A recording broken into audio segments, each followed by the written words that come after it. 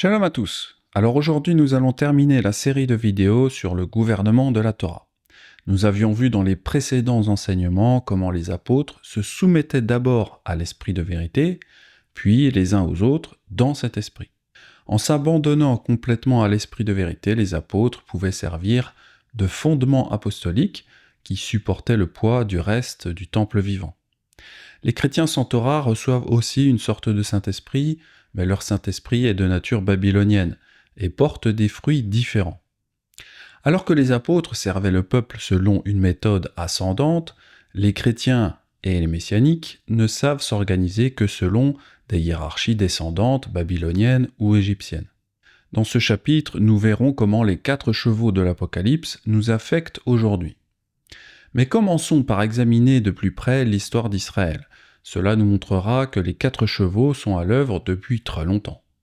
Dans les enseignements sur les 2 maisons d'Israël, nous avons montré comment la vente de Yosef par ses frères et son exil en Égypte était une préfiguration prophétique de la façon dont la maison d'Israël, c'est-à-dire Éphraïm, serait dispersée à travers les nations, accomplissant ainsi les prophéties données à Abraham. Ta postérité sera comme la poussière de la terre. Tu t'étendras à l'Occident et à l'Orient, au Septentrion et au Midi, et toutes les familles de la terre seront bénies en toi et en ta postérité. Voici, je suis avec toi, je te garderai partout où tu iras, et je te ramènerai dans ce pays, car je ne t'abandonnerai point que je n'ai exécuté ce que je te dis. Nous montrons également comment la nation d'Israël s'est divisée en 2 royaumes distincts. Le roi Salomon prit des esclaves parmi les Éphraïmites pour construire le temple et son palais. Après la mort de Salomon et l'installation de son fils Roboam sur le trône, les Éphraïmites vinrent lui demander d'alléger le lourd fardeau que Salomon leur avait imposé. En réponse, Roboam se comporta comme Pharaon, promettant d'alourdir le joug des Éphraïmites. Le roi répondit durement au peuple. Il laissa le conseil que lui avaient donné les vieillards. Et il leur parla ainsi d'après le conseil des jeunes gens. « Mon père a rendu votre joug pesant, et moi je vous le rendrai plus pesant. Mon père vous a châtié avec des fouets, et moi je vous châtierai avec des scorpions. » Quand les Éphraïmites virent que le roi ne les écoutait pas, et se comportait plus comme un tyran que comme un serviteur, eh bien ils se révoltèrent. Lorsque tout Israël vit que le roi ne l'écoutait pas, le peuple répondit au roi. « Quelle part avons-nous avec David ? Nous n'avons point d'héritage avec le fils d'Isaï. À tes tentes, Israël! Maintenant, pourvois à ta maison, David. » Et Israël s'en alla dans ses tentes. C'est à ce moment-là que le royaume d'Israël a commencé à être divisé en 2 maisons. Les Éphraïmites ont oint leur propre roi, qui s'appelait Jéroboam. Il a institué un nouveau sacerdoce qui n'était pas issu de la lignée de Lévi. Il a instauré le culte du veau d'or à Dan et à Béthel, et il a demandé au peuple de s'y rendre plutôt que de monter à Jérusalem. Il a également déplacé la fête des tabernacles du 7e au 8e mois et a modifié la formulation de la Torah pour donner l'impression que c'était ce que Yahweh voulait. Tout cela préfigurait ce que l'Église catholique allait faire plus tard. L'Église catholique a établi l'évêque de Rome, le pape, comme roi et chef spirituel de l'Église catholique. Le pape a institué un nouveau sacerdoce qui n'était pas de la lignée de Lévi. Il a supprimé le 2e des 10 commandements, c'est-à-dire celui contre le culte des idoles, dans les Bibles catholiques. Ensuite, il a introduit des idoles dans leur lieu de culte. Il a dit aux gens d'aller à la messe le dimanche au lieu de se réunir le Shabbat. Et il a déplacé les fêtes du 7e mois à décembre en les changeant pour Noël. De toutes les manières possibles, il a fait croire qu'il avait le pouvoir de changer les fêtes fixées et la Torah. Toutes ces choses se sont produites en accomplissement de Daniel 7, 25, qui nous dit qu'un dirigeant, c'est-à-dire le pape, opprimera les saints pendant un temps, des temps et la moitié d'un temps. Il prononcera des paroles contre le Très-Haut et opprimera les saints du Très-Haut. Et il entend changer les temps de fête et la loi. Et ils seront livrés entre ses mains pendant un temps, des temps et la moitié d'un temps. Un temps, des temps et la moitié d'un temps correspondent aux 1260 années environ, entre la solidification de la doctrine chrétienne à la fin des années 200 et la scission protestante en 1517. Dans Apocalypse et fin des temps, nous avons vu qu'il existe 4 forces spirituelles babyloniennes qui influencent notre monde. Ces 4 forces sont représentées ou symbolisées par 4 chevaux, chacun d'une couleur différente. vous avez le cheval blanc, sans Torah, c'est le christianisme papal. Vous avez celui qui est noir, qui représente le légalisme, l'argent, le judaïsme, la banque. Ensuite, vous avez le rouge qui représente le régime populiste, la démocratie. Et puis, vous avez celui qui est vert, qui représente la discipline d'entreprise, l'islam, la charia. Alors que Yeshua monte un cheval blanc dans Apocalypse 19, le cheval blanc d'Apocalypse 6 est le cheval blanc de l'anti-messie, car il est parti en conquête et pour vaincre. Je regardais et voici, parut un cheval blanc. Celui qui le montait avait un arc, une couronne lui fut donnée, et il partit en vainqueur et pour vaincre. Alors que les légions romaines partaient à la conquête, l'Église romaine les suivait de près, gagnant des adeptes au culte du pape. La loyauté du peuple envers le pape devint si importante que, quelques siècles plus tard, après le retrait des légions romaines, tous les rois devaient encore lui rendre hommage, sous peine de perdre le cœur de leur peuple. C'est pourquoi le pape était souvent considéré comme un roi de l'Europe, et les rois chrétiens finalement étaient comme ses vassaux. Lorsque Martin Luther comprit que la papauté avait accompli les prophéties concernant l'antimessie de Daniel, il demanda à la papauté de se réformer, tout comme les Éphraïmites demandèrent à Roboam des réformes. Après que la papauté eut essayé de tuer Luther, il se sépara de Rome, comme les Éphraïmites se séparèrent du roi Roboam. Et après ces 1260 années de règne du cheval blanc, le peuple vit que le pape n'écoutait pas les Écritures. Par conséquent, il se sépara de la papauté, oignit son propre roi et commença à étudier les Écritures par lui-même. Si nous regardons cela de plus près, nous pouvons voir encore plus de parallèles.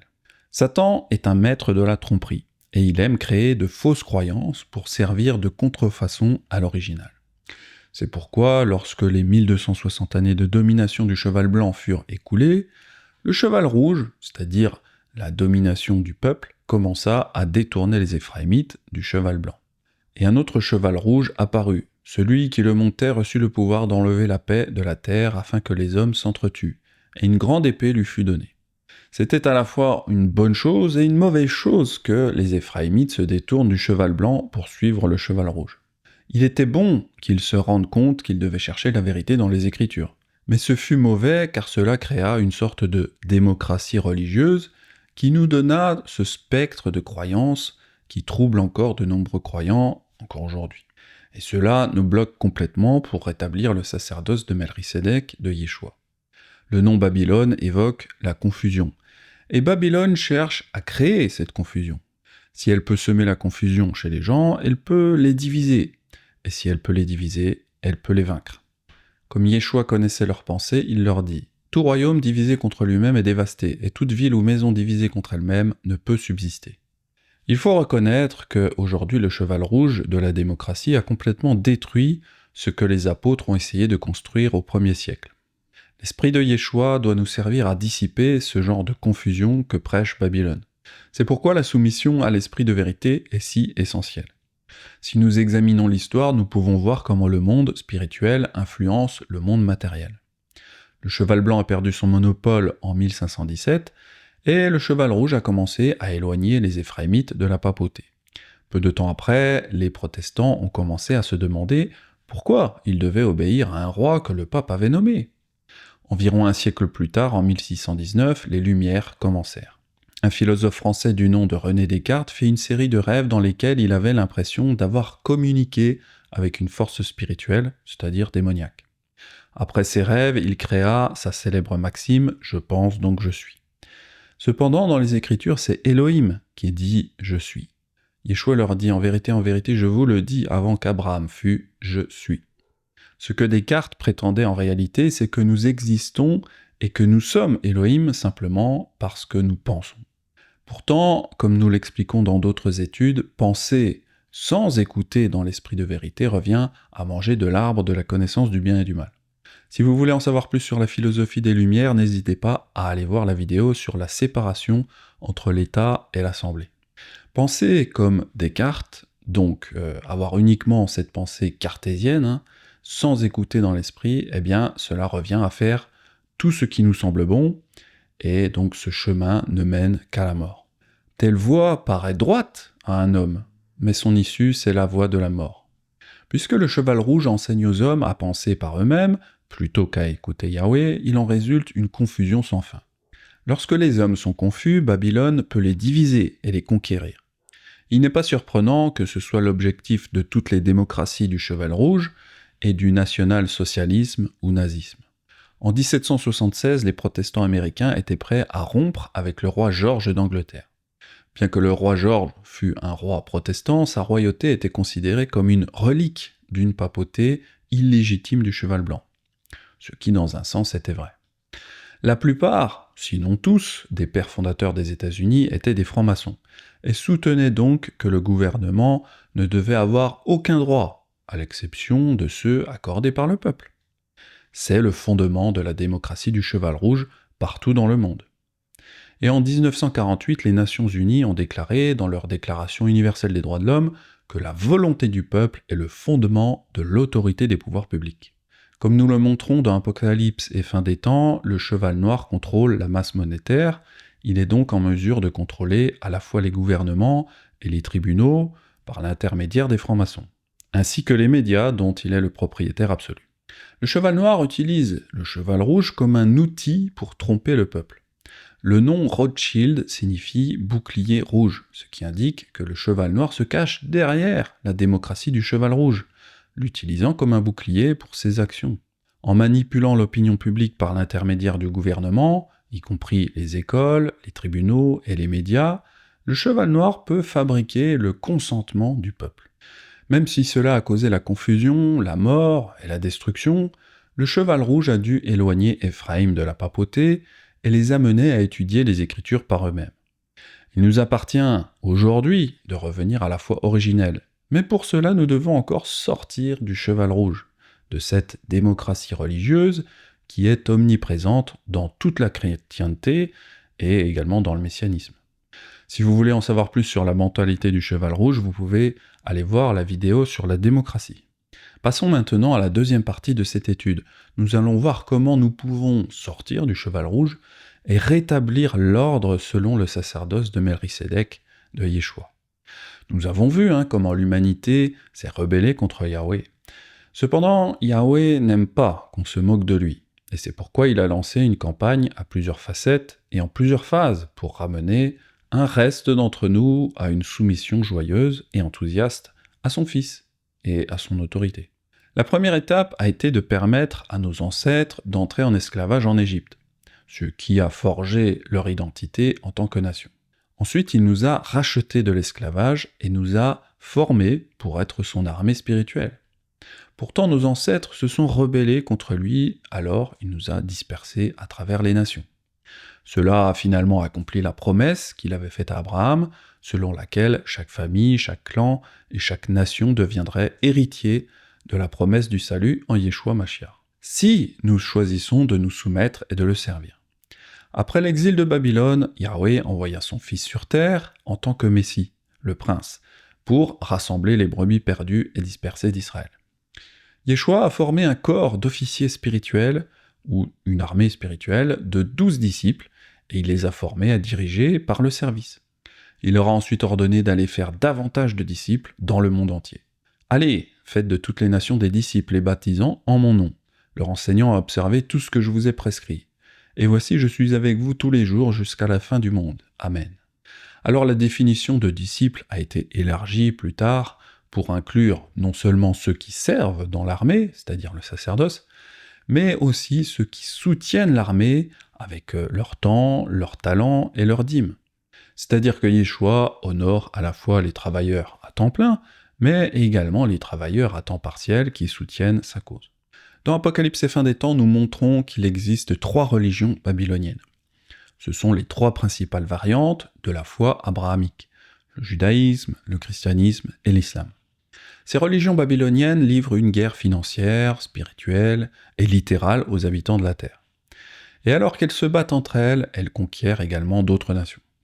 Ces religions s'entendent aujourd'hui pour établir un nouvel ordre mondial qui tombera à la 7e trompette. Pour visualiser et comprendre cette future religion mondiale unifiée, un bon exemple, c'est le projet House of One. C'est une église qui réunit les 3 religions babyloniennes dans un même bâtiment à Berlin. Cette maison ouvrira probablement cette année, d'après les informations que j'ai pu lire. Bien que les religions babyloniennes comprennent toutes un aspect de la vérité, c'est-à-dire de la Torah, elles ne peuvent pas obéir à la vérité dans son intégralité, car elles ont un esprit babylonien égoïste. Pour vous donner une parabole, dans mon jardin, j'ai un vieux poirier qui me donnait des poires très amères.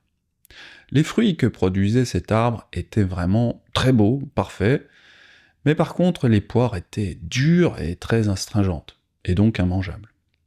J'ai décidé d'abattre cet arbre avec une certaine tristesse pour mettre à la place un autre arbre fruitier.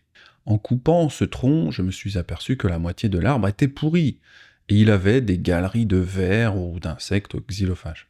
Je trouve que le tronc de cet arbre explique parfaitement ce que sont les religions babyloniennes, comme le christianisme. C'est-à-dire qu'ils obéissent à une partie de la Torah, donc il y a une partie en bonne santé. Mais l'autre moitié de l'arbre est malade, car ils n'obéissent pas à tous les commandements. J'ai aussi remarqué que la partie rongée par les vers s'étendait même jusqu'aux branches, assez loin de la racine. Cela montre bien que quand la fondation est mauvaise, alors c'est toute la maison qui est mauvaise. Certaines branches étaient pourries à plus de la moitié. Cela nous donne aussi une image du christianisme, car certaines dénominations sont plus corrompues que d'autres. De l'extérieur, cet arbre semblait beau, les fruits étaient aussi très beaux. Mais à l'intérieur, c'était pourri et les fruits étaient immangeables. Tout bon arbre porte de bons fruits, mais le mauvais arbre porte de mauvais fruits. Un bon arbre ne peut porter de mauvais fruits, ni un mauvais arbre porter de bons fruits. Tout arbre qui ne porte pas de bons fruits est coupé et jeté au feu. Alors malheureusement, ce poirier dans mon jardin, c'est ce qui va lui arriver. Il a été coupé et il servira pour faire du feu. Le Satan est un spécialiste pour paraître beau et bon, mais il est à l'intérieur pourri et amer, tout comme les religions babyloniennes. Regardez ce tableau, par exemple, dans le catholicisme, à gauche du tableau, l'unité ne peut être obtenue qu'en supprimant la vérité. Les messianiques, à droite du tableau, ont plus de connaissances, mais ils n'obéissent pas à ce qu'ils savent. Beaucoup d'entre eux cherchent égoïstement à recevoir plutôt qu'à donner généreusement. Ils ne comprennent pas pourquoi Yahweh ne les a pas bénis en leur accordant une unité véritable et durable. Parce que nous avons un esprit différent des religions babyloniennes, nous cherchons à donner plutôt qu'à recevoir.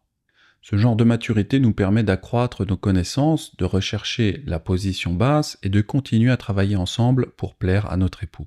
Dans les hiérarchies pyramidales babyloniennes, les dirigeants d'élite se trouvent au sommet.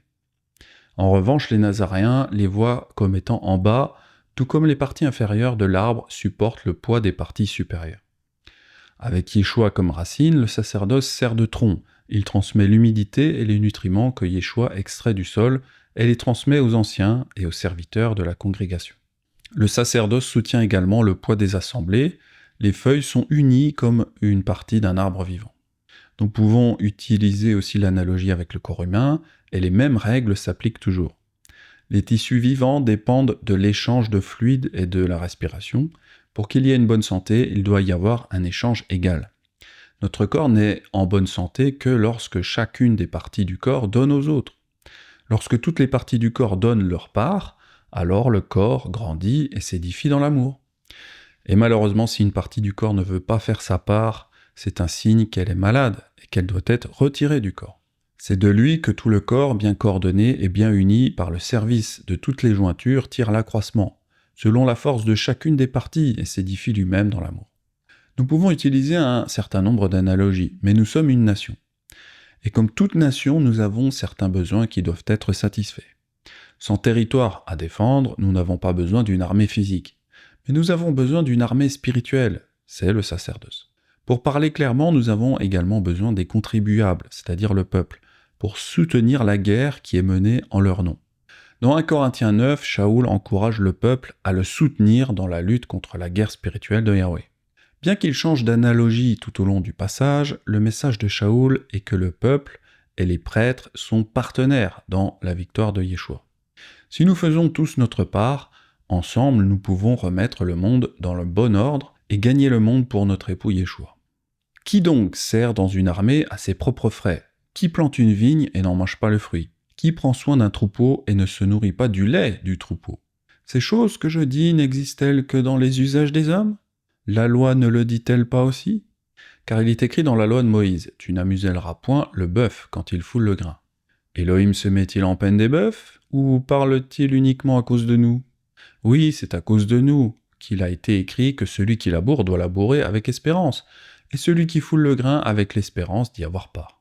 Si nous avons semé parmi vous les biens spirituels, est-ce une grosse affaire si nous moissonnons vos biens temporels? Shaoul dit ici que les disciples de Yeshua, à temps plein, qui donnaient leur vie pour donner des biens spirituels au peuple, avaient besoin que le peuple lui offre en retour des biens matériels pour les nourrir. Shaoul utilise plusieurs métaphores, mais celle du soldat est intéressante. Shaoul nous dit qu'un soldat ne sert pas dans l'armée à ses propres frais. Et en effet, quand les soldats servent leur pays, ils sont nourris par nos impôts. Ce ne sont pas eux qui payent pour leur ration de nourriture. De même, quand un soldat conduit un char d'assaut, ce n'est évidemment pas lui qui doit acheter ce char d'assaut, tout son équipement lui est fourni gratuitement. Beaucoup de croyants aujourd'hui donnent leurs impôts pour que leur argent soutienne les soldats du pays dans lequel ils vivent. Mais beaucoup de croyants ne donnent pas un seul centime aux soldats qui travaillent pour Yahweh. Cela veut dire que les croyants donnent pour Babylone, mais ne donnent rien pour le royaume de Yeshua. Un évangéliste, un enseignant ou un pasteur ne devrait pas avoir à payer quand il sert dans l'armée de Yahweh. Il devrait être supporté par tout le peuple comme l'étaient les Lévites. Il y a quelque temps, un frère est venu chez moi et il m'avait dit que comme je lui donne de la nourriture spirituelle chaque semaine avec mes enseignements nazaréens, eh bien lui de son côté prenait plaisir à m'offrir de quoi nourrir ma famille. Cela m'a fait drôlement plaisir que Yahweh lui ait mis cela à cœur. Si nous confessons que Yeshua est notre commandant et prétendons respecter sa Torah, mais que nous ne payons pas nos impôts, c'est-à-dire les dîmes, pour aider ses prêtres à accomplir sa mission, eh bien notre roi ne sera pas content. Beaucoup d'entre nous étaient sous l'emprise d'un esprit de domination dans l'église babylonienne, dans laquelle nous payons nos dîmes pour recevoir des enseignements mensongers. Cette tromperie nous a rendus craintifs à l'égard des organisations et des dirigeants, et nous fait hésiter à donner joyeusement de notre temps et de nos talents et de nos dîmes pour soutenir la grande mission. Mais réalisons qu'Elohim ne nous a pas donné un esprit de lâcheté, mais de force, d'amour et de sagesse. Car ce n'est pas un esprit de lâcheté qu'Elohim nous a donné, mais un esprit de force, d'amour et de sagesse. Si nous laissons nos mauvaises expériences dans l'église babylonienne nous empêcher d'obéir à la volonté de Yeshua pour nous aujourd'hui, alors nous n'aimons pas vraiment notre époux comme nous le devons, car l'amour parfait chasse la peur. Il n'y a pas de peur dans l'amour, au contraire, l'amour parfait chasse la peur, car la peur implique une punition. Celui qui éprouve de la peur n'est pas parfait dans l'amour. Yeshua veut un peuple qui soit prêt à tout pour surmonter ses peurs, s'unir dans l'amour et faire avancer son royaume. C'est avec ce genre de personnes qu'il veut passer le reste de l'éternité. Voyons à présent la troisième partie de cette étude. Nous allons voir ce que les prophéties nous disent sur la réussite de la grande mission que Yeshua nous a confiée. Cette grande mission n'est pas facile, car de nombreux facteurs jouent contre nous. Comme nous l'avons vu plus haut, 3 religions babyloniennes, le judaïsme, le christianisme et l'islam, collaborent secrètement pour établir un gouvernement mondial et une religion mondiale unifiée. Un jour, ceux qui n'adopteront pas cette nouvelle religion ne pourront plus ni acheter ni vendre. Et il fit que tous les petits et grands, riches et pauvres, libres et esclaves reçurent une marque sur leur main droite et sur leur front, et que personne ne put acheter ni vendre sans avoir à la marque le nom de la bête et le nombre de son nom. C'est ici la sagesse, que celui qui a de l'intelligence calcule le nombre de la bête, car c'est un nombre d'hommes, et son nombre est 666. Certains enseignants disent que nous devrons être dans le pays d'Israël pendant la tribulation. Mais Yeshua nous dit que lorsque l'abomination de la désolation sera érigée dans le lieu mis à part, à mi-chemin de la tribulation, ceux qui sont dans le pays devront fuir.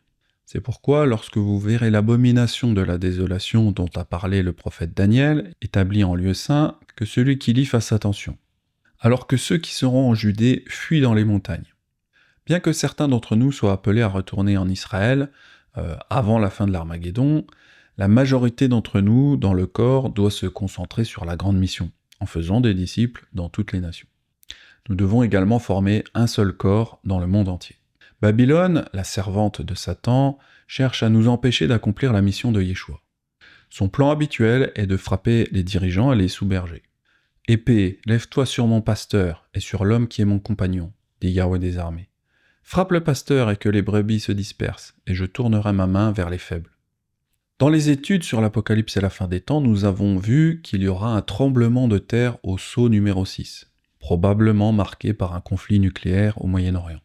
Je regardais, quand il ouvrit le 6e sceau, il y eut un grand tremblement de terre. Le soleil devint noir comme un sac de crin, la lune entière devint comme du sang, et les étoiles du ciel tombèrent sur la terre, comme lorsqu'un figuier secoué par un vent violent jette ses figues vertes. Le ciel se retira comme un livre qu'on roule, et toutes les montagnes et les îles furent remuées de leur place. Les rois de la terre, les grands, les chefs militaires, les riches, les puissants, tous les esclaves et les hommes libres se cachèrent dans les cavernes et dans les rochers des montagnes. Et il disait aux montagnes et aux rochers, « Tombez sur nous et cachez-nous devant la face de celui qui est assis sur le trône et devant la colère de l'agneau. Car le grand jour de sa colère est venu, et qui peut subsister ?» Bien qu'il puisse y avoir des tremblements de terre littéraux, le tremblement de terre du verset 12 fait probablement référence à un bouleversement sociétal qui se produira lorsque les nations existantes seront divisées pour former le nouvel ordre mondial. En plus du tremblement de terre du sceau numéro 6, il y a aussi des secousses au sceau numéro 7, le meurtre des 2 témoins, la trompette numéro 7 et la coupe numéro 7. Il semble probable que le tremblement de terre de la coupe numéro 7, juste avant l'Armageddon, soit le même tremblement que celui d'Ézéchiel 37. Je prophétisais selon l'ordre que j'avais reçu, et comme je prophétisais, il y eut un bruit, et tout à coup il y eut un tremblement, et les eaux se rapprochaient os contre os. Le mot tremblement vient du mot hébreu rash. C'est le même mot utilisé en hébreu moderne pour désigner une activité sismique ou un tremblement de terre. La concordance de Strong donne cette définition.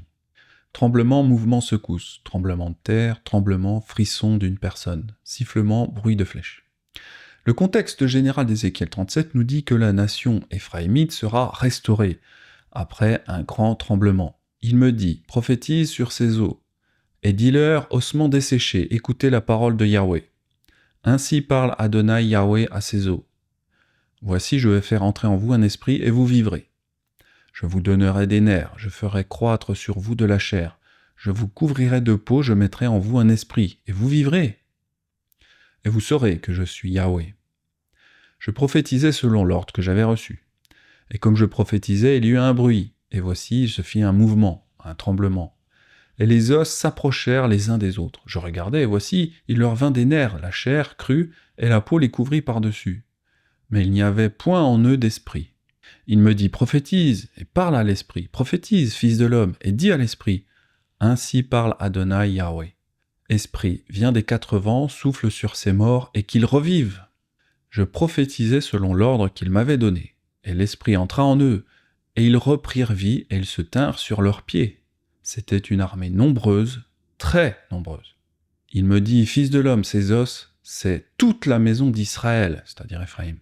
Voici, ils disent, nos os sont desséchés, notre espérance est détruite, nous sommes perdus. Prophétise donc, et dis-leur, ainsi parle Adonai Yahweh. Voici, j'ouvrirai vos sépulcres, je vous ferai sortir de vos sépulcres, ô mon peuple, et je vous ramènerai dans le pays d'Israël. Et vous saurez que je suis Yahweh lorsque j'ouvrirai vos sépulcres, et que je vous ferai sortir de vos sépulcres, ô mon peuple. Je mettrai mon esprit en vous, et vous vivrez, je vous rétablirai dans votre pays, et vous saurez que moi, Yahweh, j'ai parlé et agi, dit Yahweh. Il est possible qu'Ézéchiel 37 soit lié à la coupe numéro 7, ce qui signifie que le règne sera confié aux Israélites nazaréens à la fin de la tribulation juste avant l'Armageddon. Cependant, il arrive que les visions aient plus d'un accomplissement. Si cela se produit, il pourrait y avoir des accomplissements mineurs au sceau numéro 6 et au sceau numéro 7, au moment de l'assassinat des 2 témoins et à la trompette numéro 7. Si tel est le cas, il est alors raisonnable de s'attendre à ce que davantage de personnes viennent à la vérité pendant ces crises successives. Les dirigeants doivent être unis car les brebis suivent les sous-bergers. Dans l'état actuel des choses, les sous-bergers du mouvement messianique ne sont pas unis, et notre peuple est donc divisé. Comme Shaoul nous avait supplié de ne pas l'être, de peur que le sacrifice du Messie ne soit rendu inutile. Je vous exhorte, frères, par le nom de notre Adon Yeshua Mashiach, à tenir tous un même langage et à ne point avoir de division parmi vous. mais à être parfaitement unis dans un même esprit et dans un même sentiment. Car mes frères, j'ai appris à votre sujet par les gens de Chloé qu'il y a des disputes au milieu de vous. Je veux dire que chacun de vous parle ainsi. Moi, je suis de Shaoul, et moi d'Apollos, et moi de Cépha, et moi de Machiar. Machiar a-t-il divisé? Shaoul a-t-il été crucifié pour vous? Ou est-ce au nom de Shaoul que vous avez été baptisés? Je rends grâce à Elohim de ce que je n'ai baptisé aucun de vous, excepté Crispus et Gaius, afin que personne ne dise que vous avez été baptisés en mon nom. J'ai encore baptisé la famille de Stéphanas, du reste, je ne sache pas que j'ai baptisé quelque autre personne. Ce n'est pas pour baptiser que Machiar m'a envoyé, c'est pour annoncer l'évangile, et cela sans la sagesse du langage, afin que la croix de Machiar ne soit pas rendue vaine. Lorsque les dirigeants et les enseignants ne se soumettent pas à l'esprit de vérité, ils enseignent des choses différentes. Autrement dit, ils enseignent littéralement des religions différentes. Par conséquent, ils ne peuvent pas marcher avec Elohim car ils ne sont pas en accord avec lui. Deux hommes peuvent-ils marcher ensemble sans en être convenus? Si les dirigeants et les enseignants du corps du Messie se soumettent à l'esprit de vérité, ils parviendront à un accord avec Elohim, comme dans Acte 15. Mais il doit y avoir une soumission totale, car Yahweh n'acceptera pas une soumission partielle. Nous ne devons donc pas ressembler à cette branche, qui est partiellement soumise, mais plutôt nous devons ressembler à ce genre de branche qui est parfaitement saine. À mesure que la fin des temps progresse, nous pouvons nous attendre à voir un nombre croissant de croyants qui ont l'esprit de vérité. Quand le Consolateur sera venu, l'esprit de vérité, il vous conduira dans toute la vérité, car il ne parlera pas de lui-même, mais il dira tout ce qu'il aura entendu, et il vous annoncera les choses à venir.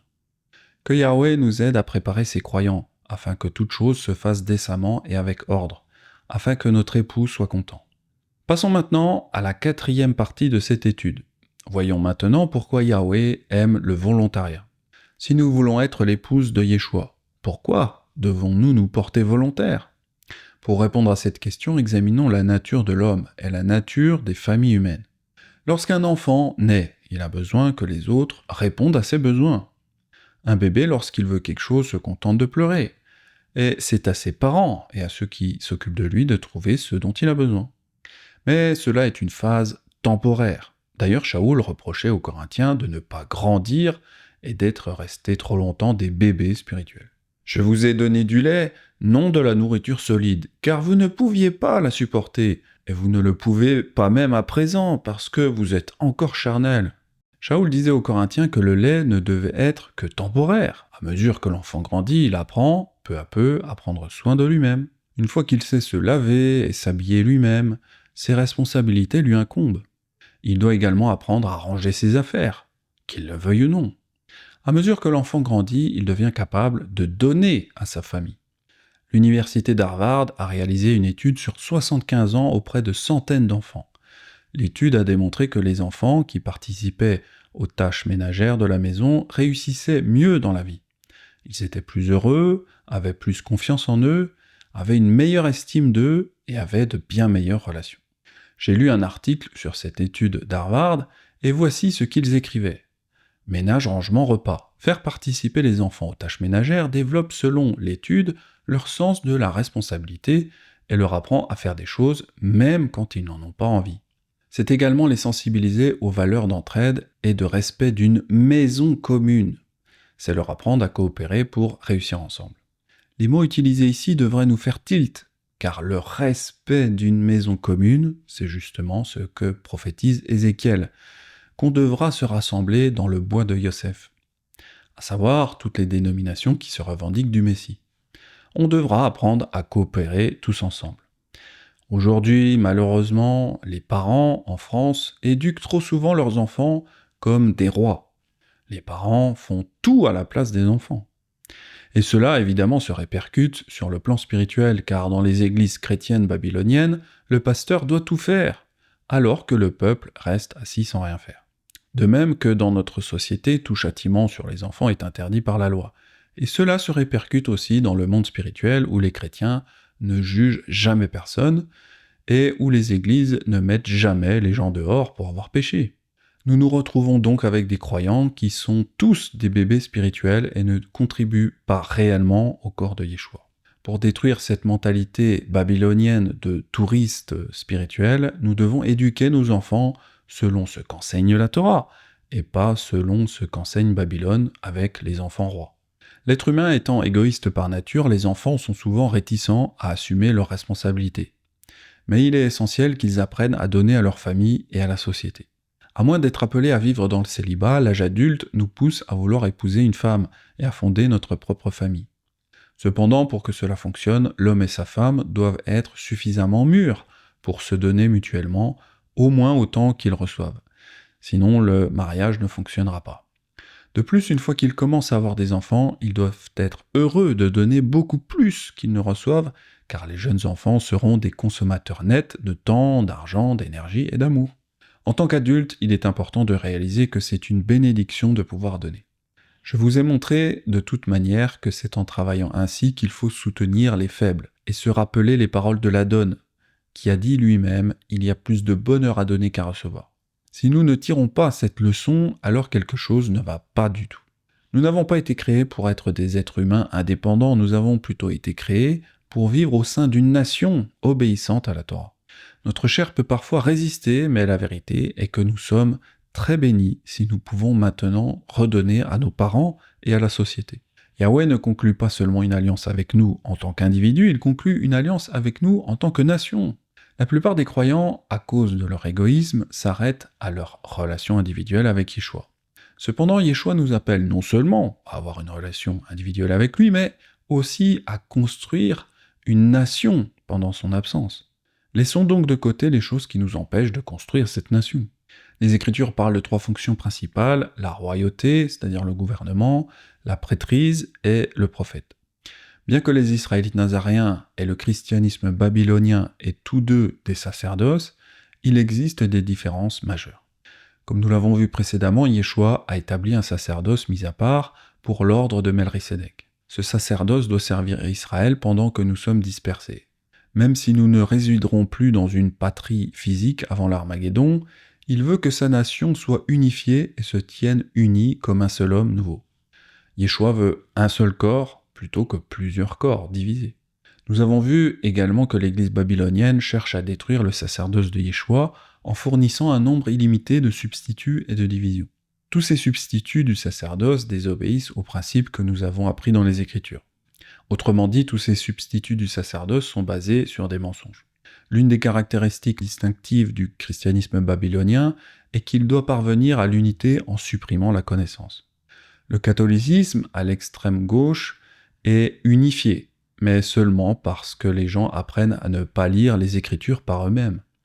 Ensuite, dans le messianisme, à l'extrême droite, les gens savent tout sur l'organisation, les dîmes et le leadership, mais ils n'obéissent pas à ce qu'ils savent. C'est donc une rébellion similaire à celle de Corée dans Nombre 16. À l'extrême gauche du spectre, les catholiques sont prêts à unifier, à nommer des dirigeants et à payer la dîme, ce qui fait partie de la véritable grande mission. Cependant, ils observent les mauvais jours de fête et obéissent à des commandements humains. À l'autre extrémité du spectre, certains messianiques observent les bons jours de fête et valorisent la terre d'Israël. Cependant, ils négligent la grande mission avec un sacerdoce divisé. Nous avons vu dans les Actes des Apôtres que lorsque les Nazaréens vivaient encore sur la terre d'Israël, ils s'organisaient en un seul corps, avec une direction apostolique. Ils étudiaient la Torah et la respectaient. Cependant, lorsqu'ils se sont dispersés, c'était un petit peu comme si des brebis devaient visiter une série de pâturages babyloniens, catholiques, protestants, messianiques, etc. Chaque pâturage leur apporte un peu plus de connaissances, mais leur donne aussi plus de liberté pour désobéir. Cependant, la désobéissance doit disparaître avant que les brebis puissent revenir à la foi originelle. Dans l'ordre lévitique, quiconque défie la direction ou ne paye pas sa dîme meurt sur la déclaration de 2 ou 3 témoins. Cependant, Shaoul nous dit que dans le sacerdoce des apôtres, le châtiment sera encore bien pire. Quiconque a rejeté la loi de Moshe meurt sans miséricorde sur la déposition de 2 ou 3 témoins. De quel pire châtiment pensez-vous que sera jugé digne celui qui aura foulé aux pieds le Fils d'Élohim, qui aura tenu pour profane le sang de l'alliance par lequel il a été sanctifié, et qui aura outragé l'esprit de la grâce? Dans le christianisme, il n'y a pas de punition pour la non-performance. Les chrétiens peuvent s'asseoir et apprendre sans lever le petit doigt. Ils n'ont rien à donner pour la grande mission, et Yahweh les aime toujours, car il est un Père miséricordieux et aimant. Cependant, cela ne signifie pas qu'ils soient qualifiés pour être son épouse. Lorsque nous élevons des enfants, nous ne voulons pas seulement qu'ils nettoient leur chambre ou qu'ils aident à la maison parce que nous leur demandons. Nous voulons plutôt qu'ils se portent volontaires pour aider à la maison parce qu'ils nous aiment et veulent faire leur part. De la même manière, Yahweh ne veut pas que nous payions la dîme, organisions et soutenions les dirigeants sous peine de mort. Il veut plutôt que nous sachions qu'il nous a aimés le premier et qu'il a envoyé son Fils mourir pour nous alors que nous étions encore pécheurs, afin que nous puissions apprendre à l'aimer en retour et à lui obéir, même dans un environnement bénévole. Pour nous, nous l'aimons parce qu'il nous a aimés le premier. Au fur et à mesure que nous grandissons en connaissance, nous devrions aussi grandir en amour.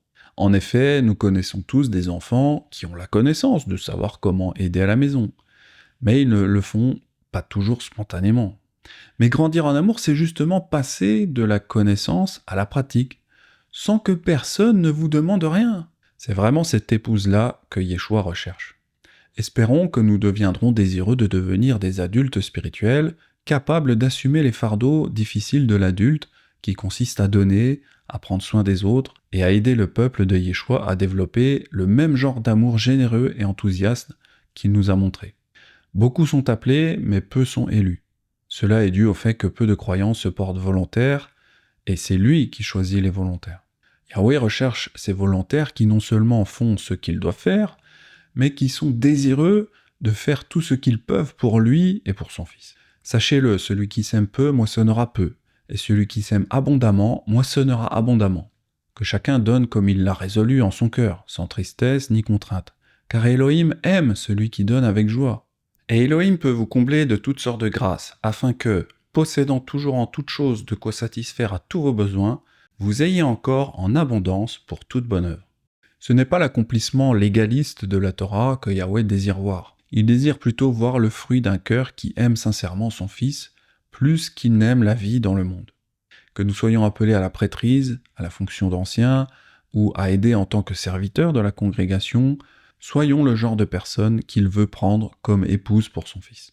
Je me suis inspiré de 4 études de Nazarene Israël pour faire cet enseignement. Phase 3, la monture du cheval rouge. Phase 4, restaurer son ordre. Également, qu'est-ce que disent les prophéties. Et enfin, pourquoi Yahweh aime le volontariat. Quant à moi, je vous dis à très très vite pour de futurs enseignements nazaréens, si Yahweh me le permet. C'était Benjamin, shalom.